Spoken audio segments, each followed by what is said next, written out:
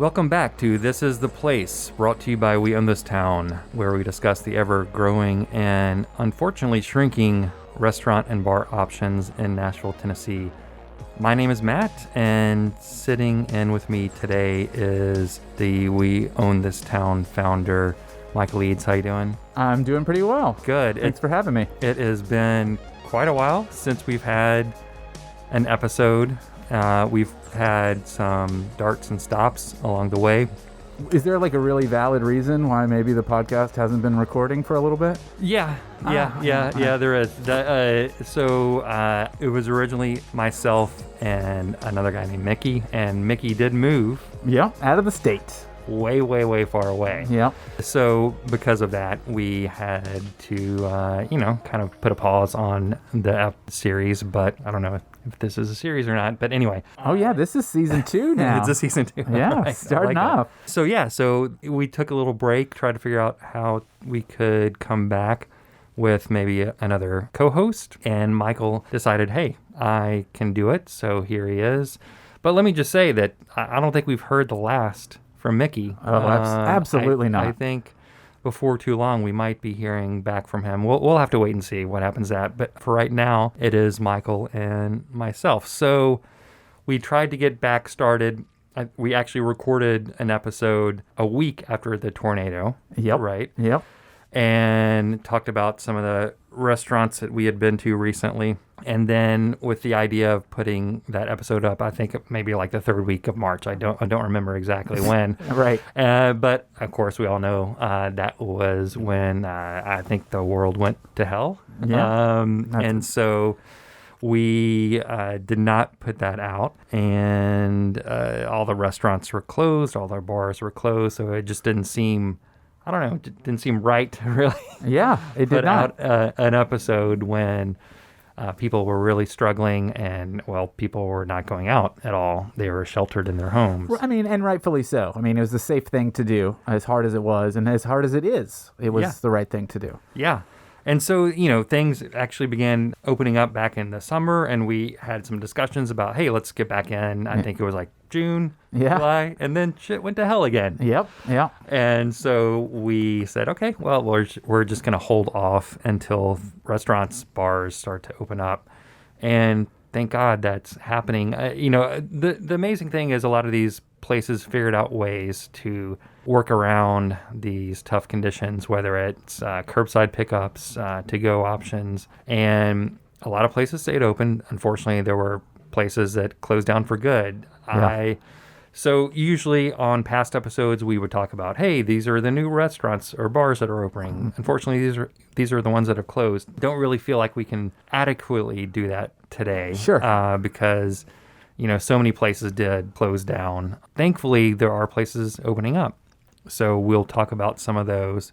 But, all I can say is if you're interested in going out to place, look on the internet first to make sure it still exists. That's fair advice. It's been tough. But we're really, really happy to see some of our favorite places be resilient and stick with it and figure out new ways to stay open. Totally agree. I mean, I fully endorse taking as many safety precautions as you can take in this era and being wise about your decisions. Like, obviously, there's a huge kerfuffle with downtown and all the tourism and just the complete wanton, disregard for safety. And a lot of the places that we're going to talk about and the places that you and I visit are very much not that. They embrace all of the safety rules, and they're very innovative with the ways that they get you the food. And that's who we're going to be endorsing and talking about. We're not going to put anybody in harm's way just to get some tasty food. So Right. But, we're in this weird position how I definitely want to support the restaurants as much as possible, but I definitely feel uncomfortable with going into a restaurant to eat, honestly, right now still. Agreed. But with patio options and curbside and takeout and whatnot, there are numerous ways to be able to enjoy food. And I'm not saying you shouldn't go into those restaurants, because if you feel comfortable with that, then go ahead. I mean, they need people to, serve, to be able to stay open. But, it's kind of, everybody's on their own in terms of how comfortable they feel going into some of these establishments. And, we just heard that Nashville is going into phase 3, which means there'll be more people in these places, right, which is a good thing, I think. Hopefully it's definitely a good thing in terms for these establishments. Hopefully we'll just have to, see what happens in terms of the number of cases with COVID. I mean, it does look like they've continued to go down in the city, which is great. I did see just the other day that there were hotspots in Green Hills and in 12 South. Not sure exactly why. Have you been through 12 South recently? It's very obvious why there are hotspots in 12 South. No, I haven't. Have not been over. It's like there. a mini downtown. I mean, there's people walking all over the place, unmasked, and being outside is supposedly relatively more safe. But right. I didn't go into anywhere, but I have to assume there's probably a lot of that happening. You take care of yourself. You do you. Right. Right. And we'll just talk about some places. Yeah, we'll just talk about some places. And, take it or leave it. You don't have to go to these places. But the places that we're talking about, you have options to eat at them. So this might be our first episode, and then we're going to take another 3-month break. That's right. Who knows? Who knows what will happen? Yeah, honestly, we're heading into winter here a couple months, and who knows what's going to happen. We could get off on a huge tangent about what everything is going on right now in the world, and there's no reason to do that. And that's why you come to this podcast, is to hear these two guys talk about the coronavirus. That's right. That's all we want to do. So anyway, let's get to it. Yeah. Do you want me to talk about a couple places that you said you had a list of new places that sounded interesting. Do you want to start there? Yeah, I will. Again, I do live on the east side, so it is going to be east side centric. I live on the south side, so we got a little bit of flavor. There we go. I mean, since most people don't get out too much right now, you're going to want to stay home, close to home. That's just how it is. So there is a new restaurant that has opened called Hearts Cafe. Oh, yeah. I saw the sign on Gallatin Road. Yeah. It looks super old dinery kind of style. Right. But I have to say, it is different, and that it is inspired by the food and coffee scene of Melbourne, Australia. Really? Yeah, Australian cafe. Okay. I don't know what an Australian cafe is like. I have no idea. No context. I don't either, because I haven't been there yet, but I looked at the menu, and you kind of just glancing through it, you're like, yeah, this looks like a very good, it's definitely more fresh, a lot of veggies on that side of menu items, but they do have a couple of things that are unique to Australia. So one of them is called Anzac Biscuits. Okay. And biscuit in the English sense, like it's a cookie, or biscuit in the southern sense? No, I think biscuit more in the English sense, like it's a cookie. Okay.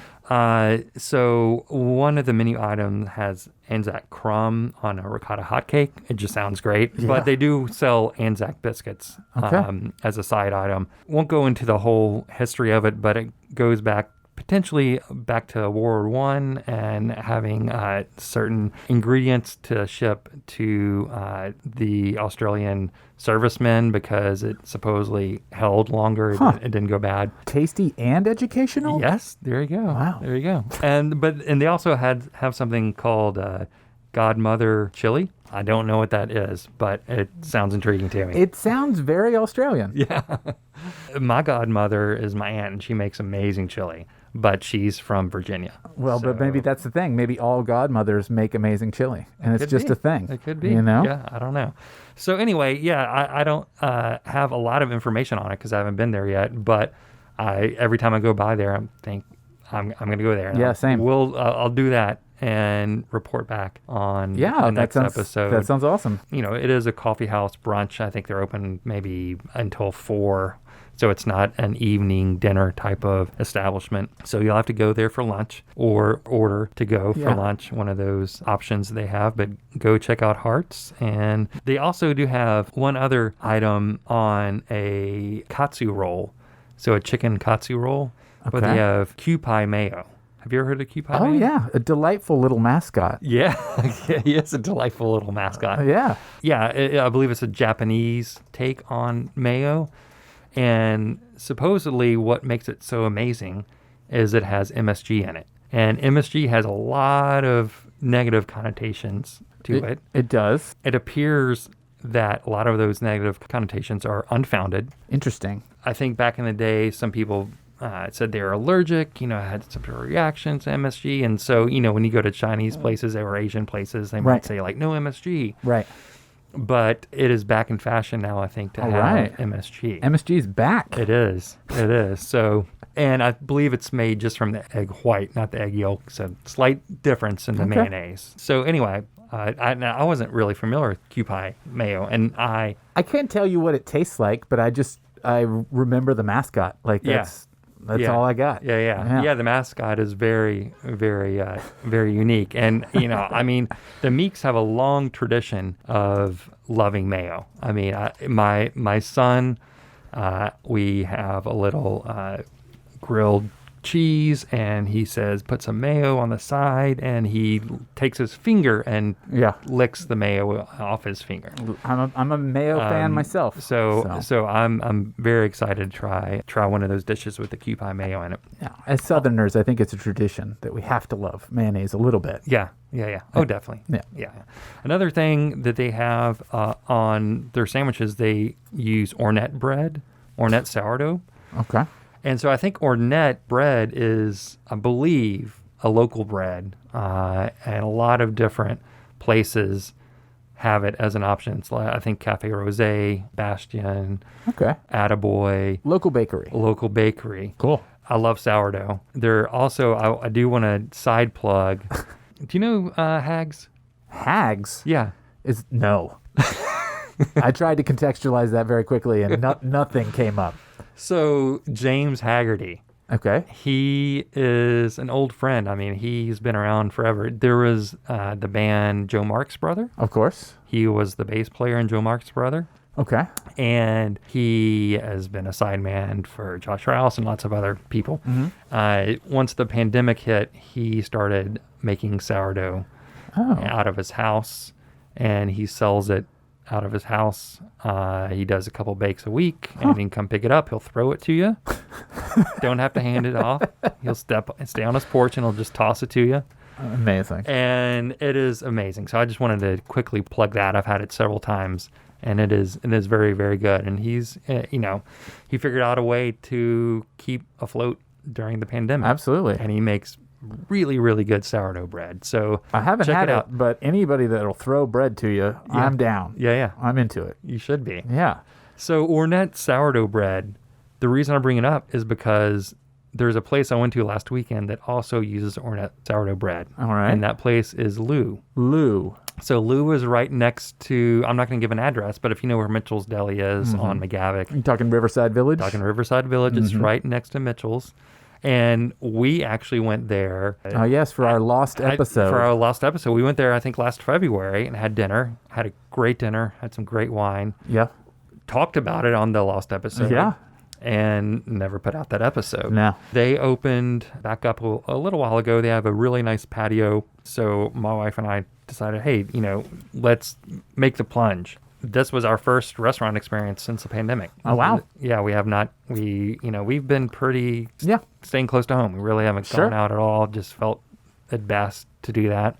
We were like, okay, yeah, let's do the patio experience. I mean, I can talk about all the to-go food we've had. I mean, don't sleep on Eastland Cafe. I mean, their happy hour food is amazing. Yeah. Eastland's always been great. Yeah. I mean, I think I've mentioned it before. Like, you kind of maybe some people forget about it, but it's amazing. Pharmacy Burger, your typical to-go place is great. But we wanted to sit down for dinner at a restaurant. So Lou, they actually are doing in dining as well. So you can sit indoors? You can sit indoors. Okay. It looks like everything's spaced out pretty far apart as it should be. It is a small house. Yeah. So not a lot of seating in there. I think there's maybe one or two bar stools at the bar. It's a small bar, so I don't plan on sitting at the bar. But in the back is a really nice patio with lots of lush greenery. Oh, wow. I don't think I saw that when we went there, so that's Really? cool. Yeah. No, I think they built it. They were already building it pre-pandemic, I believe. Okay. Just as to have a patio, and they, obviously it was good timing for them. Right. So we ate out in the back and just had a fantastic experience. And I believe when we ate there last time, we had co-fermented wine. Do you remember that? Yes, correct. And Thought it was great. So we got a bottle of co-fermented wine. If you don't know what co-fermented wine is, it's when you ferment two different types of grapes at the same time. So, lots of wine has variations of grapes. That's, pretty common, but they do it after the fermenting process, not during the fermenting process. Right. So when you do it during the fermenting process, it really kind of opens up lots and lots of different flavors that aren't typical to, say, like a Cabernet or a Sauvignon Blanc or whatever. I ordered some oysters from Canada, I think Prince George's Island. Is that right? I don't know. Sure. That were amazing. Really, really good. Yeah. Nice brine level. Not too slimy. Clean. Not slimy at all. Very, very clean, but on the brinier side, which is great. And got some really, really good starter dishes, eggplant kind of mix that was amazing. The reason I bring this up is because we had that and then ended up having duck for dinner. So when you taste the co-fermented wine, at first when you tasted it, it had almost like a sour beer flavor to it. Okay. It was really interesting. And then once you start mixing it with food, it turned more into a rosé, like a softer This is rosé. a magical drink. It was. It was one of the best glasses of wine I think I've had. I thought it was going to be more like a suicide at a McDonald's where you mix the Sprite with the Dr. Pepper. And Right. Orange Crush. You can look at it that way. Yeah. A lot of times when people describe it, they say, it's kind of crazy. It's very wild. It's not your typical tasting. Right. It doesn't go in a box. Do you know if it's like frowned upon by like wine aficionados? I don't think so. I think it's getting more popular now just because I'm sure there's some curmudgeonly old purists that are like, this is not a good cab, good, Right. But if you want something a little eccentric, a little different, it's fantastic, Yeah, that's what really kind of just blew my mind was how the taste did shift slightly the more you had, and obviously mixing it with food, right, give it a different taste. So yeah, that's interesting because generally you go to a restaurant, you order a dish and say like, oh, well, what wine would complement this? But if you're using a co-fermented wine, it's possible. It sounds like it can complement many different kinds of things, like because a duck and oysters, that's a very different flavor palette. Yeah. Yeah, different. And Libby, she had. That's your wife. Oh yes, that is my wife. She had, I think, possibly the most perfectly grilled. I guess it was grilled. I'm not sure. Pork chop ever. Huh? Like it was. First of all, it was huge. I mean, like literally, like it was probably a couple inches tall. What? Like a couple inches? It was like that. He's holding his hand up. I'm literally like from the top of your nose to the bottom of your chin. Yeah. Like that's good. That's about right. Yeah. That's how thick it was. Massive. Yes. It was like about like that and like that. He's making hand gestures that are like a volleyball. Like this is not like a volleyball. Maybe like a softball, like a large softball. Okay. Extra large softball. That's a big piece of meat. Yeah, it was huge, but it was the rub on top. It was like black. It was charred, but it didn't taste charred. It didn't taste burned. But the middle was, perfecto. It was juicy. It was so soft. We were both like, how did they do this? It does say on the menu, it has to be cooked for 25 minutes. So they have Does it say world's largest pork chop? It should. It doesn't. This sounds like a Texas Roadhouse diner. It's like, if you can eat this, the meal is free. It's not a 90-ounce steak, but it is a large piece of meat. We, took half of it home. We did not eat the whole no thing. Shame. No shame if you ate the whole thing. Yeah. That's fine. Again, as Southerners, Clean Plate Club. That's right. That's a club you got to be a part of. Yeah, your grandmother frowns down on you if you're not part of the Clean Plate Club. Yeah, absolutely. So, but anyway, she commented on how the wine tasted with some of those early, with the sourdough bread versus with the pork as well. So she had that. I had duck, a bottle of wine. It was just a great night. Yeah. Really, really good. Perfect time of year. Not too hot. Hopefully, a lot of these places that do have patios will keep those open as long as they can with heating units and whatnot. Yeah, for sure. So, anyway, just a great experience. Yeah, So that's interesting. I don't recall exactly what we ate there when we went back in February. It is very... But it's very different than what we ate. It is very... Oh, yeah, it is very veggie heavy. So I think when we ate, we had a couple dishes of the veggie... Yeah. They're not side dishes. You know, They're full on. They were super good. Yeah, I think we had some sort of Brussels sprout dish. Brussels sprout sounds familiar. Yeah. But so, yeah, and honestly, like, they have very limited meat.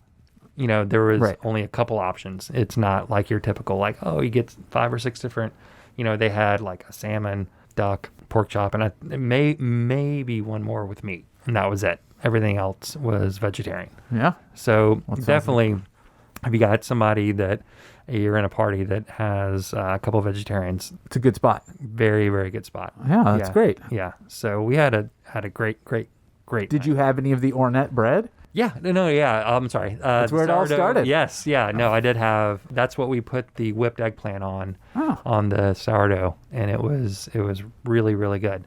Yeah, I had the sourdough, and I'm gonna say it's just as good as Haggs' bread. Yet another endorsement for Haggs. Yeah. Hey. So anyway, yeah, that's kind of what we did. So gosh, man, I really hope places, continue to open up, as phase 3 starts, and we'll have more opportunity to kind of go to some of these newer places. Oh, I forgot. I don't even think I mentioned the other new place, which was... Yeah, we're just on a roll here. Yeah, which was just announced actually not too long ago, and that is a new place from Deb Baquet, which Deb Baquet, tell people who that is. So she's a chef that's been on the Nashville scene. If you go back to one of our first episodes, I don't remember, it's the first one or second one, Mickey and I talked about some of the kind of forerunners of the food scene here in Nashville back in the 90s and early 2000s, and she was one of them. Mm-hmm. And she moved away for a while after she closed down her first restaurant that she opened up in the 90s, and then she moved back and started Etch downtown and then ETC out in Green Hills.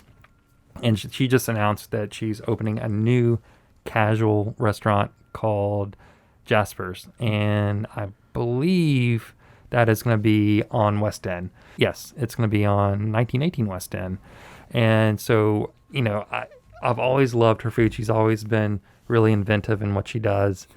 Really, really good, unique. Typically, it's been more, dinner, I don't want to say high-end, but more... Yeah, it can be casual more formal dinner food, and this is going to be the opposite of that. So I can't wait to see her take on some casual dining, which is coming, I think, sometime in the near future, maybe by winter. I'm not sure exactly. I don't know if it's been announced when she's opening up her new restaurant, but I will definitely keep an eye out for that. And sounds like that'll be a future episode. Yeah. Oh, yeah, definitely. As soon as that opens up, I'm going to go to it, because I don't even think we talked about Etch on any previous episodes. Maybe I did, but it is amazing. She's really done so much for this town, and it's exciting to have her open up a new place. Yeah, that does sound exciting. I look forward to it. So you got Hearts and Jaspers to look forward to, and a hearty endorsement for Lou. Yeah. I love it. Those are all great things. So anything that you've have you been out anywhere? I mean, we don't go out very much. We do a lot of the ordering in, having people bring it to us, maybe get it to go food. But I would be remiss if I did not mention Rosemary. Oh, yes. And Beauty Queen. Yeah. The bar over on the east side. They've had some ups and downs with the phases and being able to be open, but they are back open now, and I just feel very safe eating there and spending time there. They have a really great protocol for calling ahead and getting your seats. Mm-hmm. They take your temperature before you go in. You sit very far away from other people. All of the wait staff is masked. You don't go into the bar. Like, it just feels like they're doing all of the right things. They have a lot of tasty drinks. They have a drink called the Pink Glove, which is just like a shitty beer with Campari, and I love it. Yeah. It's great. But they have a food truck, and they serve a lot of BeHive seitan, And it's wonderful. I absolutely love the tacos there. And they just started a brunch menu using that same truck. And it is just so tasty. I ate there on Sunday, got sat in a back corner, felt super safe. And they have what their version of a crunch wrap, like a Taco Bell crunch wrap, but it's breakfast food, so it's called a brunch wrap. All right. And it was so good. Yeah. They also serve these biscuits, real biscuits, not cookies, from a company called Gorilla Biscuit, which is amazing. Such a good, subtle nod. Right. Which was super tasty. I think they're vegan. I mean, the whole thing was fantastic. My fiance was super excited because at this brunch, they have a vegan version of the Bushwhacker. Bushwhacker. I don't know if you have had the Three Crow Bushwhacker, which is like this, it's kind of a milkshake, really, that's very boozy. I've had a Bushwhacker. I don't know if I've ever had a Three Crow Bushwhacker. I haven't been in a Three Crow in a long time. Well, they're known for the Bushwhackers. All right. But now Rosemary has a Bushwhacker, and they have like a little mini size. Okay. So it's like one of those little miniature Cokes you get, where you're like, oh yeah, this is the appropriate size for a Coca-Cola. So it's like that. They also have a regular size, but it's vegan, so you're not, there's no milk in it or anything. And it's great. It was so tasty. It was phenomenal. Such a great little dose of just a treat. So is it like a dessert? It's kind of a desserty drink, yeah. Yeah. But I mean, with brunch, in my opinion, all rules are off. You can. Man, you can do whatever you want. Yeah, you want a piece of cheesecake right there in the morning? Pure anarchy. Get it. Yeah, pure anarchy. I like it. So the reason I shout that out, not only because I feel so good spending time there and really respect what they've done with making their clientele feel that way, but all of the seitan is from BeHive. And BeHive also has an establishment off Gallatin Road right there by the East Room and the weird taxidermy place. Oh, yeah. And you can order to-go food from there. And the Italian sandwich they sell is superb. So we have been ordering that almost every Saturday for a couple of months. So I remember, I think pre-pandemic, I mean, you could only order there on the weekends, right? Yeah, now I think the hours are a lot more open. Okay. And it's pickup. They're super safe. You don't go inside because that space is very small. Tiny. But they've got, just the front door set up. You can go on the website, order your stuff through the web, and then just go pick it up. And it's phenomenal. So, my perspective on this show is coming from a vegetarian's point of view. Right. Might have mentioned that up at top, but I'm mentioning it now. Yeah. So Matt and I will have very different interests in terms of that. But, I just super respect what BeHive has done in terms of like their proliferation of their product throughout Nashville. Like BeHive is everywhere. Yeah. Yeah. And they've actually done some really great things with what they're making, like all these sandwiches and the little grocery store that they have. Like, it's fantastic. And Rosemary is using a lot of their products and a lot of their recipes as well, because it's tacos and nachos and crunch wraps that all come from BeHive. Their tacos are so good. Yeah. I love going to Rosemary and having a couple tacos with a pink glove or another tasty drink of theirs that's Roxy Music named. Yes, exactly. So I got to shout them out real quickly. I will mention that Calypso Cafe just reopened. Calypso Cafe, staple in Nashville. Very happy to see them back If you open. are okay with dining in, I did see that Dino's. They have that huge back patio. They have the back patio. But I thought it was all back patio. Is it indoor? It started, I think it started this week, that they are allowing, if you text in advance, they will allow some indoor seating. Well, I don't think there were many tables in there now. I mean, it's pretty tiny to begin with. I will refrain my opinion on doing that. Yes. But I guess that's an option for you. It's an option. Yeah. If somebody wants to do it. Yeah. And then just real quick shout out at the end. I also tried East Nashville Banh Mi. Haven't been inside. Only gotten it to go once. But again, as a vegetarian, having a banh mi with tofu on it is such a great option. And it was really, really good. The bread was just perfect for a banh mi. Highly recommend it. Just get it to go. You can order it on the web and just drive by real quick. Also on Gallatin Road. Pick it up. Yeah. You're on your way. Yeah. I think it's next to Namzilla. Which I will say, we ordered some Namzilla, this is probably at least 3 or 4 weeks ago, and I don't want to sound... It was some of the best sushi I've ever had from Namzilla. Wow. It was really, really, really good. All right. And I'm kind of always a little on the fence about getting sushi to go anyway. I don't know why, but it's one step above sushi from a grocery store. Right. Yeah. Right. So, but it was really good. I know some people say, oh, that's not great, but I just want to say Namzilla's, go, if you want a sushi fix, go there. It's good. All right. I will do that.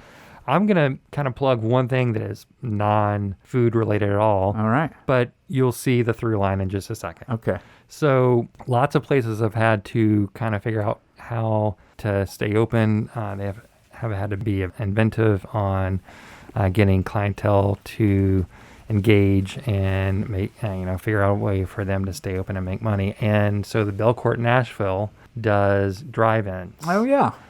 And so we went last weekend to the Belcourt, and they were showing Stop Making Sense, which is the Talking Heads seminal live. I see where this is going. Live music experience. Yeah. And it's an unbelievably good film. For some reason, I think I watched it a bunch when I was in college, and then I hadn't seen it since. So I'm going to age myself a little bit. It's been probably at least 20 years since I'd seen it. Well, the movie's older than that, so it is. Yeah, I mean, the movie came out in 84, 85, or whenever it came out. But I hadn't seen it in so long, I'd kind of forgot a lot about it. But it was, first of all, it's just an amazing piece of art. It is. It's so much fun. Yeah. Concert films is a hard thing to endorse, but this is so different. Yeah. It's so different. Yeah. So, but we had a great time, and they do a great job of making sure you can see easily. And, the experience was a lot of fun.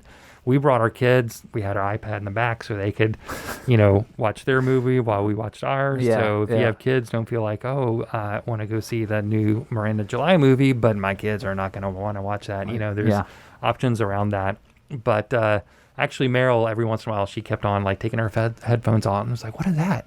Yeah. What are they doing? Uh-oh. So she definitely got enjoyed parts of Stop Making Sense. But anyway, one of my favorite songs is This Must Be the Place. There it is. And it was a great experience. So this show's namesake for anyone not putting it together. Yes. So anyway, I'm just happy to be back. Hopefully we will start on a regular basis again of doing these episodes, and we'll just take it from there. It's exciting to be back and to be able to support all these organizations. And if you're hearing this and you have somewhere that you think we should try out, hit us up, let us know. Instagram, this is the place, THA place, once again. And just give us a quick message and we will go check it out and we'll report back. So yes, I think this about wraps it up for this episode. The inaugural season 2 return. Yes. So hopefully things will continue on the up and up, and places will continue to open up more, and we'll just have to wait and see. But I feel good. I think a lot of restaurants are doing everything they can to stay afloat, and by God, we can do anything that we can to help them out. We'll certainly do it. So remember, eat up, drink up, and if anybody asks, this is the place to be. See you next time. Bye.